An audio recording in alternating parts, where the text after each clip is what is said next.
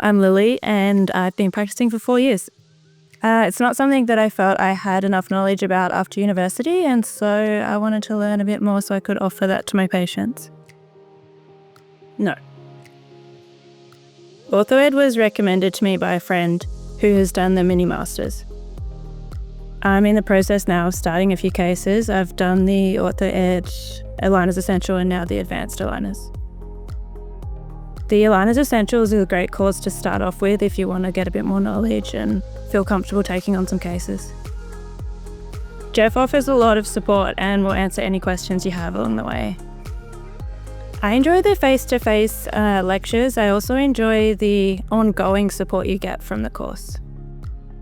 Definitely, because you can continue care with your patients and offer them orthodontic treatment at your practice. Yeah, I do. I think there are a lot of patients seeking orthodontic treatment, so I think general dentists are reluctant because they lack the confidence and the knowledge, and so ortho is a great place to start.